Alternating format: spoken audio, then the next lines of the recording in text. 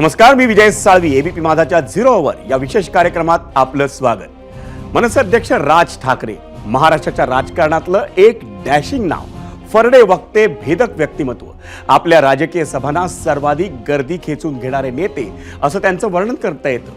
विधानसभा निवडणुकीनंतर झालेल्या मनसे कार्यकर्ते आणि पदाधिकाऱ्यांच्या पहिल्याच मेळाव्यात राज ठाकरेंनी आज प्रामुख्यानं भाजप आणि अजित पवारांच्या राष्ट्रवादी काँग्रेसला टीकेचं लक्ष्य केलं. राज ठाकरे यांच्या भाजप आणि राष्ट्रवादीमधल्या विरोधकांना आजच्या मेळाव्यातील त्यांचे आरोप पटलेले नाहीत.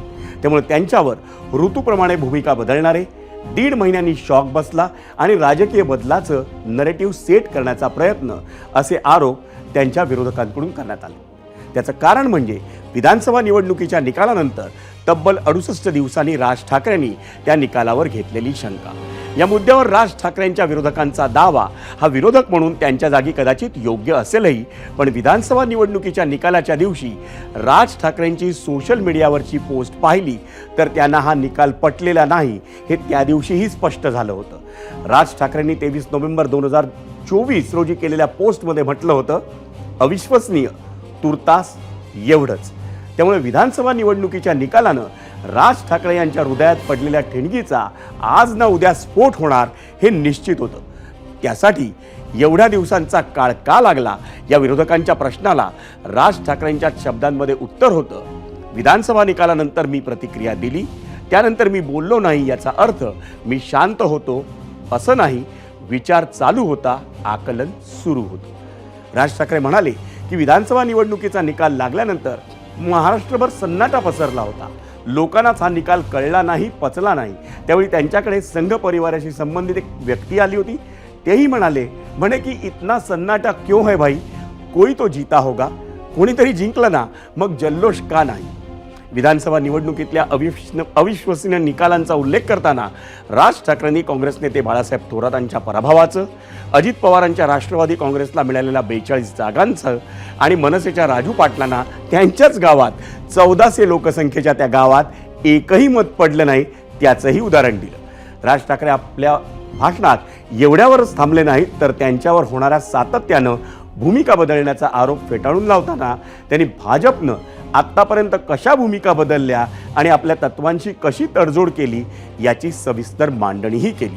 हे सांगताना त्यांनी भाजपचा राजकीय इतिहासच मांडला. आणि हिंदुत्व या विषयावरती आजपर्यंत जे जनसंघाने ज्या गोष्टी केल्या, 80 साली ज्यावेळेला भारतीय जनता पक्ष म्हणून जेव्हा झाला, भारतीय जनता पार्टी म्हणून जेव्हा झाली, त्यावेळेला अटल बिहारी वाजपेयी त्याचे अध्यक्ष झाले आणि त्यांनी संपूर्णपणे पक्षाची भूमिका बदलली आणि गांधीवादी समाजवाद यापुढे आम्ही पाळू ही भूमिका घेतली. गांधीवादी समाजवाद. आता ह्याच दरम्यान 77ला निवडणूक झाली, 78ला परत एक निवडणूक झाली, त्याच्यामध्ये शरद पवारांचं पुलोद आलं. शरद पवार मुख्यमंत्री झाले. ते आहे ना, ते वसंतदादा पाटलांच्या पाठीत खंजीर खुपसून वगैरे ते सगळं प्रकरण. आणि ज्या वेळेला शरद पवारांनी ज्या वेळेला पुलोद स्थापन केली, त्यावेळेला हाच जनसंघ, त्यावेळेला भारतीय जनता पार्टी झालेली नव्हती, हा जनसंघ पुलोदमध्ये शरद पवारांबरोबर होता. 86ला पहिल्यांदा पार्ल्याची निवडणूक झाली आणि या देशातली पहिली निवडणूक जी हिंदुत्वावरती जिंकली गेली, ज्याच्यातनं अटल बिहारी वाजपेयींना बाजूला केलं आणि परत भारतीय जनता पार्टीने हिंदुत्वाचा नारा सुरू केला. त्यांच्या लक्षात आलं हिंदू म्हणून मतदान करायला लागला. शिवसेनेचा ज्यावेळेला जन्म झाला 1966 साली, त्याच्यानंतर पहिली जी निवडणूक लढवली ती प्रजा समाजवादी पक्षाबरोबर लढवली. त्या निवडणुकीनंतर मुस्लिम लीग बरोबर युती पण केली होती. त्याच्यानंतर 77-75ला काँग्रेसला पाठिंबाही दिला होता. 80 साली युती पण केली होती नंतर भारतीय जनता पक्षाबरोबर.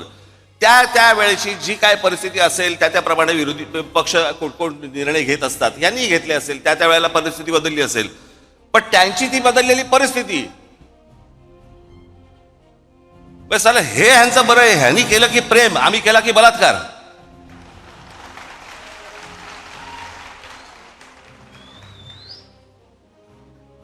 88ला परत शरद पवार मुख्यमंत्री झाले. मग 95ला परत भारतीय जनता पक्ष शिवसेना युती झाली, युतीतलं सरकार आलं. 99ला परत तीच काँग्रेस सोडून शरद पवार बाहेर पडले आणि 99चे रिझल्ट लागल्यावरती 2 महिन्या एक दीड महिन्यामध्ये शरद पवार त्यांची काय राष्ट्रवादी काँग्रेस आणि काँग्रेस परत युती झाली.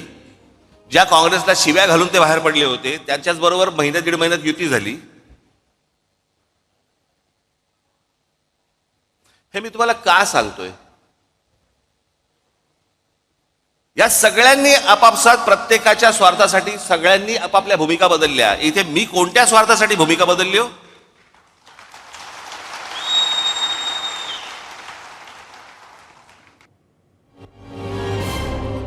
मंडळी, तुम्हीच ऐकलत राज ठाकरेंनी भूमिकांच्या मुद्द्यावर काय सांगितलं. राज ठाकरेंच्या राजकीय कारकिर्दीत सर्वात मोठा आरोप जो होत राहिलाय तो होता त्यांच्या भूमिकांवरचा, आणि तोच नरेटिव्ह म्हणा किंवा आरोप म्हणा त्याचा मनसेला राजकीयदृष्ट्या फटका बसलाय, हेही कोणी नाकारू शकणार नाही. म्हणूनच की काय, नव्या वाटचाली आधी राज ठाकरेंनी सर्वात महत्त्वाच्या मुद्द्याला हात घातलाय. पण असं असलं तरी 48 मिनिटांच्या आजच्या भाषणात राज ठाकरेंनी निवडणुकांसंदर्भात कोणतीही ठोस घोषणा केलेली नाही. आणि राज ठाकरेंच्या याच आगामी वाटचालींवर होता आपला आजचा पहिला प्रश्न, किंबहुना आजचा प्रश्न, आणि तोच पाहण्यासाठी जाऊयात आपण पोल सेंटरला. आजचा प्रश्न: आगामी महापालिका निवडणुकीत राज ठाकरेंना कोणत्या भूमिकेनं जास्त यश मिळेल असं वाटतं? स्वबळावर लढणं, महायुतीसोबत लढणं की मवियासोबत लढणं, असे 3 पर्याय आम्ही आपल्याला दिले होते.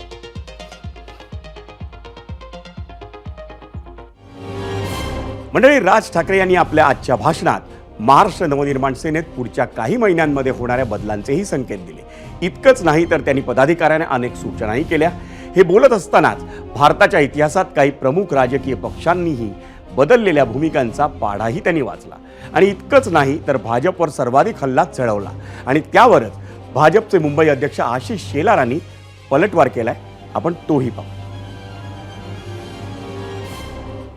तडजोड आणि तडजोडीचं राजकारण, बदल आणि राजकीय बदलाच्या भूमिका याबद्दलचं नरेटिव्ह सेट करताना राज ठाकरेजी आपण जे सांगू पाहताय त्याचं उत्तर सरळ एकच आहे. भारतीय जनता पक्षाने तडजोडीचं राजकारण कधीच केलं नाही.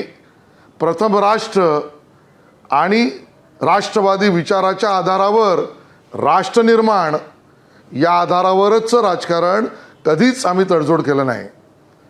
राम मंदिर बांधताना तडजोड नाही. 370 कलम 35(1) काढताना एक देश एक निशान एक प्रधान हीच भूमिका आम्ही मांडली. आणि म्हणूनच राज ठाकरेजी भारतीय जनता पार्टी आणि मोदीजींना मिळणारा समर्थन आणि मतदान कालानुरूप वाढते आहे. कारण तत्वाशी राष्ट्रविचारांशी कधीच तडजोड केली नाही. प्रवासात जे घडले ते राष्ट्रहितासाठी याच भूमिका घेऊन आम्ही चाललो. यात काही शिकण्यासारखं असेल तर जरूर आपण बघा हा मैत्रीपूर्ण सल्ला. आणि आता राज ठाकरेंना आशिष शेलारांनी काय उत्तर दिलं तेही तुम्ही ऐकलं. पण त्यामुळं भाजप विरुद्ध मनसे असा राजकीय सामना पुढच्या काळात दिसणार की अजून काही, हे मात्र लवकरच कळणार आहे. एक भूमिका आज राज ठाकरेंनी स्पष्ट केली. त्याचं स्वागत काँग्रेसचे ज्येष्ठ नेते बाळासाहेब थोरात यांनी केलंय. त्याचं झालं असं की विधानसभा निवडणुकीच्या निकालात आपल्याला अपेक्षित मतं मिळाली, पण ती आपल्यापर्यंत पोहोचली नाहीत असं म्हणून राज ठाकरेंनी नाव न घेता EVMवर शंका उपस्थित केली. त्यासाठी त्यांनी अनेक उदाहरणं देऊन असतानाच संगमनेरचे माजी आमदार आणि काँग्रेसचे ज्येष्ठ नेते बाळासाहेब थोरात यांच्या मतदारसंघाचा निकाल सांगितला. 7 वेळा आमदार म्हणून निवडून आलेल्या बाळासाहेब थोरातांचाही पराभव होतो, हे किती अनाकलनीय आहे असं म्हणून राज ठाकरेंनी अजित पवारांच्या पक्षाला मिळालेल्या 40पेक्षा जास्त जागांवरही संशय व्यक्त केला. तुम्हीच पहा ते काय म्हणाले. भारतीय जनता पक्षाला 132 काय जागा मिळाल्या वगैरे वगैरे, ठीक आहे, आपण समजू शकतो. चला 132. अजित पवार 42, 4-5 जागा येतील की नाही असं सगळ्यांना वाटत असताना अजित पवार 42, कोणाचा तरी विश्वास बसेल का याच्यावरती? आणि जे इतकी वर्ष या महाराष्ट्रामध्ये राजकारण करत आले, ज्यांच्या जीवावरती हे अजित पवार, भुजबळ बिजबळ सगळेजण मोठे झाले, त्या शरद पवारांना 10 जागा मिळतात. 4 महिन्यापूर्वी लोकसभा झाली. त्या लोकसभेला सर्वात जास्ती ज्यांचे कोणाचे खासदार निवडून आले असतील तर ते काँग्रेसचे निवडून आले. त्यांचे 13 खासदार निवडून आले काँग्रेसचे. बरोबर बोलतोय? त्यांचे 15 आमदार येतात. शरद पवार साहेबांचे 8 खासदार निवडून आले. 8 खासदार. त्यांचे 10 आमदार येतात. आणि लोकसभेला ज्या अजित पवारांचा 1 खासदार निवडून आलाय तिथे 42 आमदार येतात.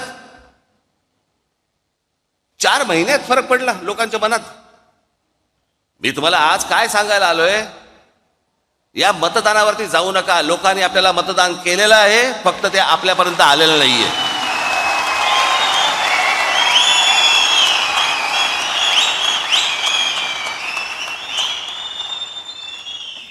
तुम्ही असं कुठेही मनामध्ये धरू नका की लोकांनी आपल्याला मतदान केलं नाही. लोकांनी मतदान केलं, पण ते केलेलं मतदान कुठेतरी गायब झालं. आणि विधानसभा निवडणुकीच्या निकालावर शंका उपस्थित करून झाल्यानंतर राज ठाकरेंनी आणखी एका अत्यंत महत्त्वाच्या मुद्द्यावर आज पहिल्यांदाच आपलं मत मांडलं. छत्रपती शिवाजी महाराजांची शपथ घेऊन सांगतो असं म्हणून राज ठाकरेंनी त्यांना आलेली ईडीची नोटीस आणि त्याचा राजकारणाशी जोडण्यात आलेला संबंध दोन्ही किती दुर्दैवी असं सांगितलं. कोणत्याही नोटिशीला घाबरून मी भाजपला पाठिंबा दिला नाही असंही राज ठाकरेंनी स्पष्ट केलं. ते समोर महाराजांचा पुतळा आहे, त्याच्या समोर मी जे सांगीन ते शपथपूर्वक सांगीन.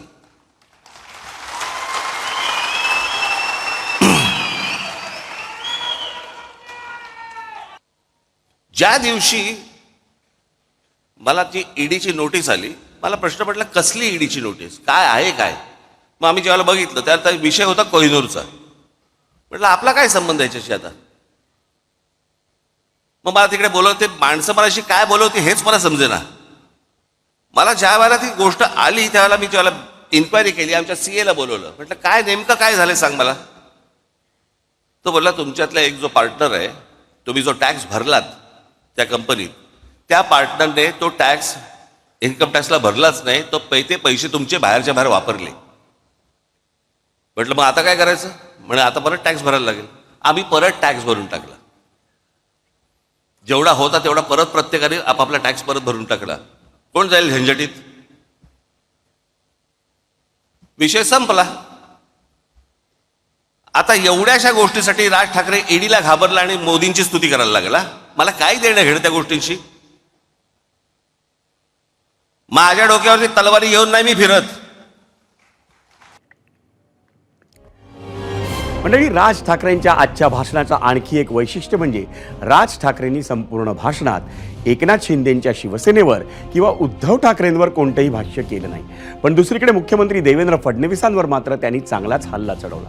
भाजपनं स्थापनेपासून कशा भूमिका बदलल्या हे सांगत असतानाच राज ठाकरेंनी भाजपनं आपल्या पक्षात कोणत्या पद्धतीनं इनकमिंग केलं हेही त्यांनी सांगितलं आणि त्यावरूनच त्यांनी फडणवीसांवर देखील टीका केली.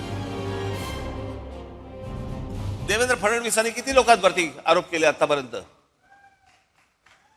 भ्रष्टाचाराचे किती लोकांना बरोबर आरोप केले. कित्येक लोकांवरती जे तुम्हाला आता त्यांच्याबरोबर मंत्रिमंडळात दिसतील. कित्येक लोक तर आता देवदर्शनाला जातात, पूजा करतात, देव पायात ठेवतात की फडणवीस किंवा किरीट सोमय्या कोणीतरी आमच्यावरती आरोप करा. चला आरोप केल्यावर आतमध्ये जाता येतं.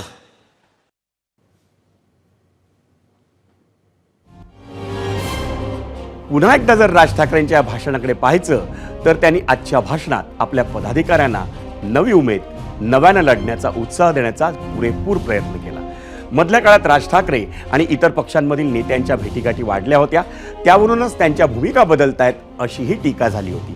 आता त्यावर भेटीगाठींवरच्या टीकेलाही राज ठाकरेंनी अगदी त्यांच्या स्टाईलनं उत्तर दिलं. आणि मंडळी, ते इतक्यावरच थांबले नाहीत तर त्यांनी पदाधिकाऱ्यांसह महाराष्ट्रातील मनसैनिकांना एक मोठा शब्दही दिलाय. आपण तेही पाहूया. अनेक लोकांना हे असतं राजसाहेबांनी भारतीय जनता पक्षाच्या किंवा कोणाला नेत्यांना भेटलं नाही पाहिजे. समोरचा बोलला चहा प्यायला येतो तर काय सांगू, घरीच पी. एकदा चंद्रकांत पाटील माझ्याकडे आले, त्याच वेळेला ते जेव्हा मला नाशिकला बोलले त्यावेळेला मुंबईत आलो की घरी भेटायला येतो. हे मला अजूनपर्यंत कळलेलं नाही. ते माझ्याशी चर्चा करून काय चहा बी खाणं पिणं सगळं झाल्यावरती बाहेर पडले. पाटील साहेब, 1 तासभर तुम्ही आतमध्ये होतात, काय चर्चा झाली? मला ह्याचा अर्थ नाही कळला. म्हणजे मला त्यांनी कडेवर घेतला होता का काय, ह्याचा अर्थ काय होता हेच मला अजूनपर्यंत कळलं नाही. हे म्हणजे काय?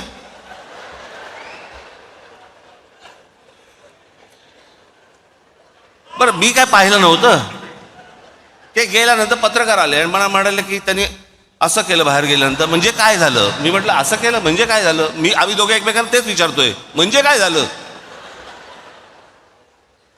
काय इकडे मी अक्रोड ठेवलं होतं, त्याच्यामध्ये दाबून दिलं आणि मी अक्रोड फोडून दिलं वगैरे, काय म्हणजे झालं काय?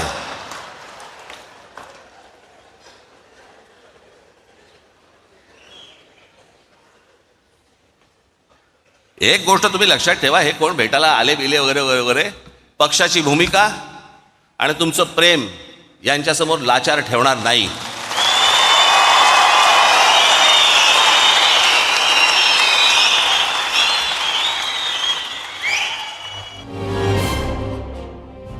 आणि मनसे अध्यक्ष राज ठाकरेंनी केलेल्या या आरोपांवर मुख्यमंत्री देवेंद्र फडणवीसांनी मात्र प्रतिक्रिया दिलेली नाही. मी त्यांचं भाषण ऐकलं नाही, मला त्यावर काही बोलायचं देखील नाही, आम्ही जनतेला उत्तर देऊ असं म्हणून त्यांनी सगळा विषय संपवून टाकला. त्यांनी काय बोलले मी ते बघितलेलं नाही, मी त्याच्यावर रिॲक्शनही देत नाही, ते मला त्याच्यावर काही बोलायचे नाही. बघा, आम्ही जनतेला उत्तर देऊ, जनतेच्या हिताचं जे केलं पाहिजे ते आम्ही करतो. सध्या मुख्यमंत्री देवेंद्र फडणवीस हे दिल्ली विधानसभा निवडणुकीच्या प्रचाराला गेलेत आणि तिथंच त्यांनी आपली भूमिका स्पष्ट केली.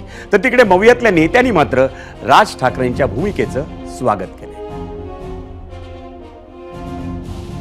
ईव्हीएमच्या बाबतीत आणि एकंदर जे निवडणूक झाली संशयास्पद आहे, या बाबतीत त्यांनी त्यांची वस्तुस्थिती मांडलेली आहे, ती अत्यंत बरोबर आहे. या मताचा मात्र मी ठामपणे आहे. त्यांनी आज जी काही भूमिका मांडली की निवडणूक आयोगाच्या आणि ईव्हीएम मशीनच्या बद्दलची, पण त्यांनी आज जी भूमिका मांडली ती काँग्रेसचीच भूमिका आहे आणि त्याचं समर्थन करतो. उशिरा का होईना सत्य तर बोलले.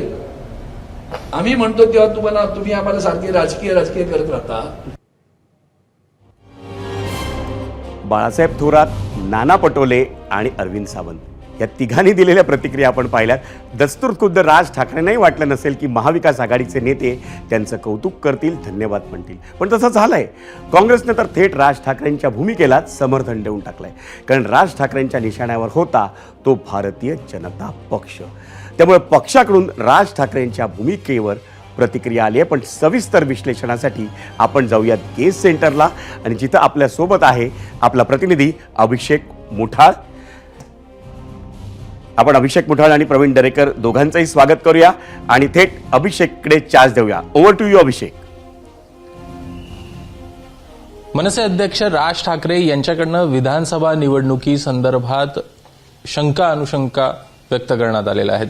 एकूणच जे निवडणूक निकाल लागलेत ते आश्चर्य व्यक्त करणारे आहेत, अशा प्रकारचं वक्तव्य देखील राज ठाकरे यांच्याकडनं आपल्याला होताना पाहायला मिळतात. या संदर्भात बोलण्यासाठी आपल्यासोबत आहेत भाजप विधान परिषद गटनेते आणि आमदार प्रवीण दरेकर. आपण त्यांच्याशी बातचीत करूया. कशा प्रकारे बघता आहे राज ठाकरे यांच्या विधानाकडे? एकीकाळ म्हणजे तुम्हाला त्यांनी महायुतीमध्ये पाठिंबा दिलेला होता लोकसभेमध्ये, आणि त्यानंतर आता विधानसभेचे निवडणुकीचे निकाल लागल्यानंतर ते त्या निकालावरच प्रश्नचिन्ह उपस्थित करताना दिसतं. मला वाटतंय अशा प्रकारचं प्रश्नचिन्ह काँग्रेसने उपस्थित केलं होतं, उभाठाणी केलं होतं आणि पवार साहेबांच्या राष्ट्रवादी काँग्रेसनंही केलं होतं. या संदर्भात जाहीर वक्तव्य सुद्धा त्यांनी केली होती. त्यानंतर निवडणूक आयोगाला पत्र दिलं होतं. निवडणूक आयोगाने तपशीलवार उत्तरही त्याचं त्या ठिकाणी दिलं होतं आणि निवडणूक आयोगानं सांगितलं होतं की त्या ठिकाणी या तुमच्या मनाच्या सगळ्या शंका आहेत त्या दूर करू आणि त्यामुळं कुठल्याही शंका असतील तर त्या यंत्रणांशी बोलून आपण त्याची खातरजमा करू शकतो. त्यात ते एक बोलताना किस्सा पण बोलता आहेत की मला एक RSSचे नेते जे आहेत ते भेटायला आलेले होते आणि निकालानंतर ते मला म्हणत होते की इतना सन्नाटा क्यों है भाई. अशा प्रकारचे प्रश्न देखील ते उपस्थित करताना दिसत आहेत. याकडे कशा प्रकारे बघताय? कुठेतरी सेलिब्रेशनच नाही झालं अशा प्रकारचं ते विधान करताना. आता मुळात RSSचे कोण नेते गेले होते का हा पहिला प्रश्न. गेले असले तर ते कोण होते तर ते नेमके काय बोलले हे त्या दोघांनाच माहीत. त्याच्यामुळे मी आता जी गोष्ट मी पाहिली नाही ऐकली नाही त्याच्यावर काय भाष्य करू. मला असं वाटत नाही RSSचा नेता प्रत्येक वेळा जबाबदारीनं ते बोलत असतात असं काय बोलतील असं वाटत नाही. लोकसभा निवडणुकीमधला जो निकाल होता त्यानंतर 4 महिन्यातच लोकांचं मोठ्या प्रमाणात मतपरिवर्तन कसं काय होऊ शकतं असाही प्रश्न उपस्थित करताना राज ठाकरे दिसतात. नाही, मला वाटतं जेव्हा एक 5 राज्यांच्या निवडणुकीमध्ये सपशेल मार भारतीय जनता पार्टीने खाल्ला होता आणि त्यानंतर झालेल्या निवडणुकीमध्ये लोकांनी स्वीप मोदी साहेबांना दिला, भारतीय जनता पार्टीला दिला. जनतेची मतं ही जनता ठरवत असते आणि त्याच्यामुळे 2 महिन्यात 4 महिन्यात का मतपरिवर्तन 2 दिवसातही होत असतं. एकनाथ शिंदेवर आपल्याला या पूर्ण भाषणामध्ये कुठेही आपल्याला टीका होताना दिसत नाही आहे. कुठंतरी महापालिकेच्या दृष्टिकोनातनं पुढाकार घेतला जातोय. नाही, मला वाटतं आमच्यासारख्याला तर आनंदच होईल. आमचा सहयोगी पक्ष जो आहे महायुतीत त्या संदर्भात टीका न करणं हे स्वागतार्ह आहे. परंतु मला वाटतं केवळ टीका टिप्पण्यांवर राजकारण करायचे दिवस गेले. आता राजकारण हा फुल टाईम त्या ठिकाणी जॉब झालेला आहे, काम झालेलं आहे. त्यामुळे रचनात्मक काम, संघटन, विषय, आंदोलनं, वेगवेगळ्या प्रकारचे उपक्रम, लोकांना त्या ठिकाणी जोडणं, मला वाटतं या गोष्टी फार महत्त्वाच्या आहेत. धन्यवाद बातचीत केल्याबद्दल. कॅमेरामॅन धर्मेंद्र पांडेसह अभिषेक मुठाळ, ABP माझा, मुंबई. अभिषेक आणि प्रवीण दरेकर या दोघांचे आभार. मंडळी, 0 ओव्हरमध्ये आता वेळ झाली आहे आजच्या प्रश्नावर ABP माझाच्या प्रेक्षकांनी सोशल मीडियावर दिलेल्या प्रतिक्रिया पाहण्याची. आजचा आपला प्रश्न अर्थातच राज ठाकरेंविषयी होता. ABP माझाच्या प्रेक्षकांनी नेहमीप्रमाणे त्यावर अनेक प्रतिक्रिया पाठवल्या आहेत. त्यातील काही निवडक प्रतिक्रिया आपण पाहूयात आणि त्यासाठी जाऊयात मीडिया सेंटरला. पण आधी पाहूयात आपला आजचा प्रश्न काय होता. आपला आजचा प्रश्न होता, आगामी महापालिका निवडणुकीत राज ठाकरेंना कोणत्या भूमिकेनं जास्त यश मिळेल असं वाटतं? स्वबळावर लढणं, महायुतीसोबत लढणं की मवियासोबत लढणं, हे 3 पर्याय आम्ही आपल्याला दिलेले होते. पण या 3 पर्यायावर आपण दिलेला कौल आपण पाहायचा आहे. पण त्याआधी पाहूयात आपण काय प्रतिक्रिया दिल्या आहेत. एक्सवर गोपाळ दंडगवाळे म्हणतायत, नुकत्याच पार पडलेल्या लोकसभा आणि विधानसभा निवडणुकीत मनसेची कामगिरी पाहता मनपा निवडणुकीत विद्यमान नगरसेवकही निवडून येतील की नाही हे ठामपणे सांगता येत नाही. त्यामुळे मनसेला सध्या यश वगैरे मिळेल असे म्हणणे अतिशयोक्ती ठरेल.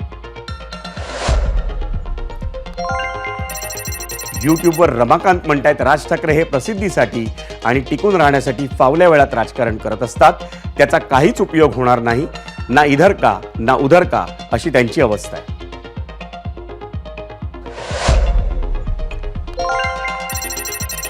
यूट्यूबवर सोमनाथ थोरात म्हणतायत, काहीही करा आपण काय सत्तेत येत नाही. यूट्यूबवरच आदित्य काळे म्हणतायत, निवृत्ती घ्या आता साहेब. फेसबुकवर उल्हास राऊत म्हणतायत, राज ठाकरे साहेबांना नाशिकच्या मराठी जनतेनं 3 आमदार आणि 40 नगरसेवक फक्त परप्रांतीय लोक या मुद्द्यावर निवडून दिले होते.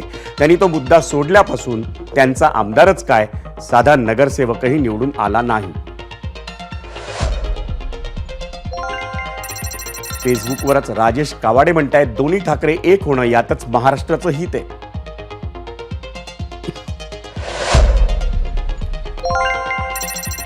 इंस्टाग्रामवर श्रीकांत लोंढे म्हणतायत, महायुतीसोबत लढावं.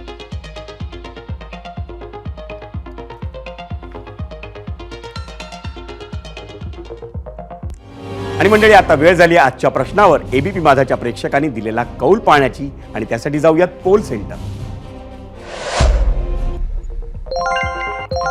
आपला आजचा प्रश्न होता, आगामी महापालिका निवडणुकीत राज ठाकरेंना कोणत्या भूमिकेने जास्त यश मिळेल असं वाटतं? एकूण मतं 30,000 आली. 60% म्हणतायत स्वबळावर लढणं, 17% म्हणतायत महायुतीसोबत लढणं आणि 23% म्हणतायत मविया सोबत लढणं.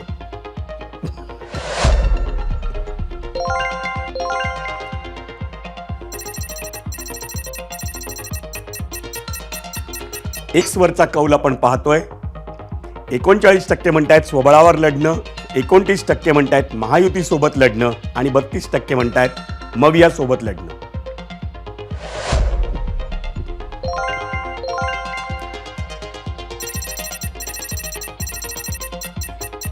इंस्टाग्रामवरचा कौल आपण पाहतोय. 59% म्हणतायत स्वबळावर लढणं, 27% म्हणतायत महायुती सोबत लढणं आणि 14% म्हणतायत मविया सोबत लढणं.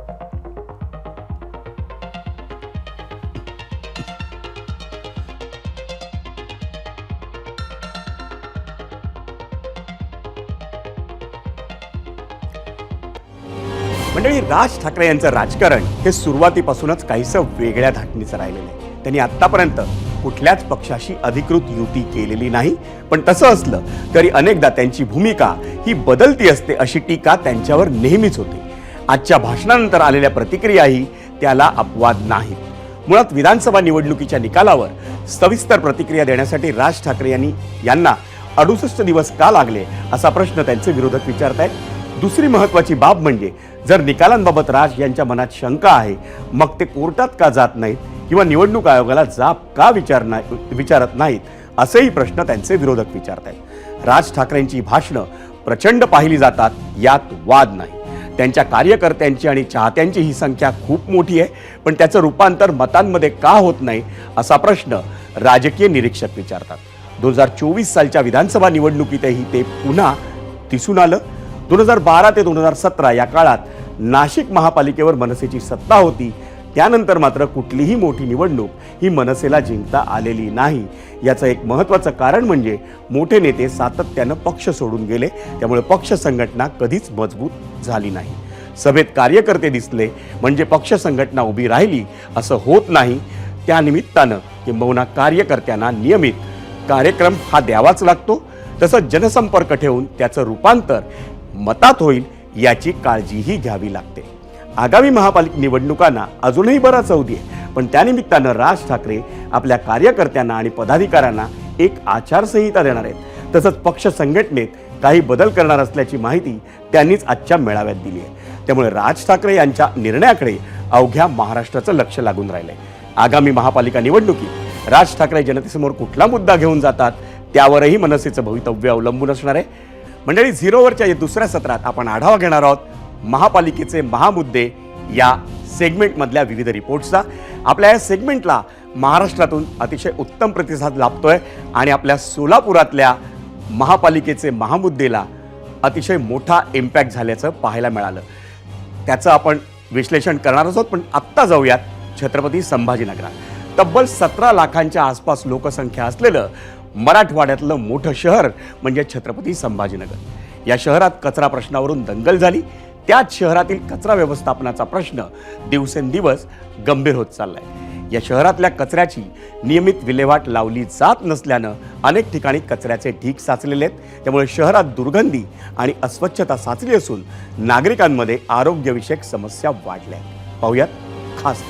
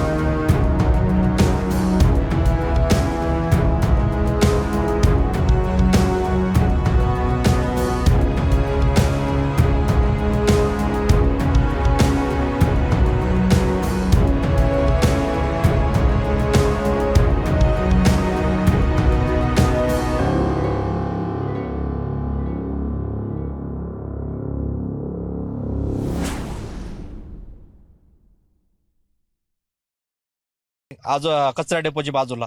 मग सरकारने याच्यावर काहीतरी उपाय आणला पाहिजे की एवढी आता 10-15 हजार लोकांची वस्ती इथं निर्माण करताय, तर याचं आरोग्याचं कोण बघणार? जनतेनं समस्यांचा पाढा वाचला असला तरी महापालिकेनं केलेला दावा अजब आहे. तो म्हणजे पडेगाव, चिखलठाणा आणि हर्सुल या 3 ठिकाणी कचऱ्यावर प्रक्रिया केली जाते आणि त्यातून खत निर्मिती. त्यामध्ये 3 ठिकाणी 150-150 मेट्रिक टनचा 3 ठिकाणी प्रोसेसिंग प्लांट आहे आणि यापूर्वीचे जे लेगसी वेस्ट आहे त्याचं काम चालू असून ते मे महिन्यापर्यंत जास्तीत जास्त विशेष करून पडेगाव आणि चिखलठाणाचा जे साचलेलं कचरा आहे ते आपण बायोमायनिंग करून ते निष्कासित करण्याचा आमचा मानस आहे. 2-4 महिन्यात सगळ्या कचऱ्याचं बायोमेट्रिक केलं जाईल असा दावा आयुक्त करतायत. छत्रपती संभाजीनगर महानगरपालिकेने 5 ठिकाणी आपण ट्रान्सफर स्टेशन्स आणि आधुनिक ट्रान्सफर स्टेशन्स आपण उभा करतो आहे आणि जे रेग्युलरली वेस्ट प्रोसेसिंग आहे तो आज MBT पद्धतीने आपण प्रक्रिया करतो. त्याला आधुनिक पद्धती जे कम्प्रेस्ड बायोगॅस बनवण्याचा त्याचासुद्धा आमचे अभ्यास चालू असून त्यामुळे येत्या काळामध्ये या वर्षभरामध्ये खूप बहुतांश जे कचऱ्याची प्रोसेसिंग निगडीत प्रश्न ते संपुष्टात येणार आहे. सरकारी दावे काहीही असले तरी फक्त छत्रपती संभाजीनगरच नाही तर महाराष्ट्राच्या प्रत्येक मेट्रो सिटीसाठी डम्पिंग ग्राउंडचा प्रश्न दिवसेंदिवस वाढत चाललाय. वाढणारा कचऱ्याचा डोंगर, त्यातून निर्माण होणारे आरोग्याचे प्रश्न, कचऱ्याच्या आगीतून होणारं प्रदूषण यावर आमिर खानच्या सत्यमेव जयतेच्या दुसऱ्या पर्वात डॉक्टर SR मुळे यांनी एक पर्याय सुचवला होता. तो मालिक साहब, हमको शुरू में ही क्या करना चाहिए ताकि ये कचरे के बड़े बड़े पहाड़ बने ना? इसका सबसे अच्छा उपाय है कि जो कचरा पैदा करने वाले लोग हैं उसको अलग अलग कर देवें, गीला कचरा और सूखा कचरा। हाँ। और जो गीला कचरा है जो कि बायोडिग्रेडेबल है उसका कंपोस्टिंग करें, जो कि सुप्रीम कोर्ट का भी ऑर्डर है और संसार में 90% कचरे का निकाल इसी प्रक्रिया से होता है। कंपोस्टिंग बनना चाहिए। तो कंपोस्टिंग मतलब खाद। तो इससे जो खाद बनती है ये बहुत कीमती होती है। ये खाद जो है ये बैलेंस्ड प्लांट फूड है, यानी एकदम संतुलित आहार है सारी फसलों के लिए। मुझे बताइए कि देश भर में कितना कचरा इकट्ठा होता है? 1,60,000 टन प्रतिदिन कचरा इकट्ठा हो रहा है 424 म्युनिसिपल कॉर्पोरेशंस में। तो ये जो 1,60,000 टन है, इसको अगर हम शुरू से ही अलग अलग रखें तो इसका खाद बन सकता है, मतलब कंपोस्ट बन सकता है। जी हाँ, बिल्कुल। तो इसका हमको इकोनॉमिकली, माली तौर पे कितना फायदा होगा देश को? इसमें से 90 लाख टन कंपोस्ट बनेगा। 90 लाख टन? हाँ जी, एक साल में। ये जो कंपोस्ट की जो वैल्यू है 90 लाख टन की, ये जो है करीब 27,000 करोड़ रुपए के इक्विवेलेंट है। 27,000 करोड़ रुपए के इक्विवेलेंट है सालाना। इसका मतलब ये हुआ कि ये कम से कम 45 लाख एकड़ जमीन को अनुपजाऊ, बैरन जमीन को उपजाऊ बना देगा ये। तो आपको 90 लाख टन एडिशनल अनाज खाने को मिल जाएगा देश को। तो क्यों हम लोग ये सब नहीं कर रहे? मुझे समझ में नहीं आ रहा। यही करना चाहिए। तो मतलब जो हमारा जो जिसको हम कूड़ा कहते हैं, हाँ, कचरा कहते हैं, वो एक्चुअली है, तगड़ा रिसोर्स है और विन विन सिचुएशन है सबके लिए, किसी की कोई प्रॉब्लम नहीं। मुंबईतल्या गोराईच्या डम्पिंग ग्राउंडवर केलेल्या प्रयोगाचं हेच मॉडेल आज महाराष्ट्राच्या अनेक शहरांसाठी गरजेचं बनलंय। याचं कारण शहरातील वाढलेली लोकसंख्या, त्यातून वाढणारं शहरीकरण आणि व्यवस्थापनातली अपूर्णता। त्यामुळे कचऱ्यासारखे प्रश्न दिवसेंदिवस गंभीर होत राहणार आहेत आणि त्याचा त्रास मात्र पडेगाव, हर्सुल आणि चिखलठाणा भागातील स्थानिकांनी का सहन करायचा? संभाजीनगर महानगरपालिकेतील कचरा नारेगावात साठला गेला, कचऱ्याचे डोंगरची डोंगर तयार झाले, गावकऱ्यांना आंदोलन करावं लागलं आणि त्यानंतर हा कचरा पडेगावमध्ये टाकण्याचा निर्णय घेतला। ज्यावेळी हे कचऱ्याचे ट्रक पडेगावमध्ये आले त्यावेळी लोकांनी अडवले, दंगल झाली। कारण होतं पडेगावकरांना सुद्धा चिंता होती या वाढणाऱ्या कचऱ्याच्या ढिगाची। महानगरपालिका कचऱ्याचं विलगीकरण करण्यासाठी आणि प्रोसेसिंग करण्यासाठी लाखोंचा खर्च करते, मात्र तरी देखील सर्वसामान्य पडेगावकरांचा श्वास मात्र या कचऱ्याच्या ढिग्यात कोंडला जातो। तो सोडवणं गरजेचं आहे। कॅमेरामन धनंजय दारुंटेसह मी कृष्णा केंडे, ABP माझा, पडेगाव, छत्रपती संभाजीनगर. आणि आता बातमी पाहूयात महापालिकेचे महामुद्दे या विशेष सत्राच्या इम्पॅक्टची. मंडळी, धुळे आणि सोलापूर या 2 शहरांमधल्या पाणी टंचाईवर माझानं स्पेशल रिपोर्ट दाखवला होता आणि या दोन्ही रिपोर्टची दखल तिथल्या लोकप्रतिनिधींनी घेतली आणि अधिकाऱ्यांना तातडीनं कारवाई करण्याचे आदेशही दिलेत. उजनी धरण आणि सोलापूर शहराला जोडणारी पाईपलाईन 8 वर्षांपासून रखडली आहे. तसंच जलशुद्धीकरणाचा प्रकल्प वन खात्याची जमीन मिळत नसल्यानं अडकून पडलाय. त्यामुळे सोलापूरकरांना आजही 6 दिवसांनी एकदाच पाणी मिळतंय. याची सविस्तर कारण मीमांसा करणारा रिपोर्ट हा एबीपी माझानं 29 जानेवारी रोजी प्रसारित केला होता. भाजप आमदार देवेंद्र कोठेंनी हाच मुद्दा आजच्या जिल्हा नियोजन बैठकीत मांडला. तसंच लवकरात लवकर तोडगा काढा अशा सूचनाही पालकमंत्री जयकुमार गोरे यांनी अधिकाऱ्यांना दिल्या. आता वळूयात धुळ्याच्या इम्पॅक्टकडे. मंडळी, धुळे शहराजवळ अक्कलपाडा धरणातून ग्रॅव्हिटीनं पाणी उचलता यावं यासाठी धुळे महापालिकेनं 156 कोटी रुपये खर्च केले, पण पाणी पुरवठ्यात थेंबरही फरक पडलेला नाही. याचं कारण म्हणजे वर्षातील 12 पैकी 8 महिने ग्रॅव्हिटीनं पाणी उचलणं शक्य होत नाही. 24 जानेवारी रोजी याबाबतचा सविस्तर रिपोर्ट हा एबीपी माझानं प्रसारित केला होता आणि त्याची दखल धुळ्याच्या खासदार डॉक्टर शोभा बच्छाव यांनी घेतली. धुळे महापालिकेच्या प्रशासक अमिता दगडे पाटील यांच्यासोबत त्यांनी तातडीनं बैठक बोलावली आणि पाणी पुरवठ्यातील सर्व समस्या तात्काळ दूर करण्याच्या सूचना दिल्या. 0 आवर बुलेटिनमध्ये आता वेळ झाली आहे इथंच थांबण्याची. पुन्हा भेटूयात उद्या संध्याकाळी 7:56 नव्या राजकीय आणि सामाजिक बातम्या तसंच त्यांच्या विश्लेषणासह. पण ताज्या अपडेटसाठी पाहत रहा फक्त आणि फक्त एबीपी माझा.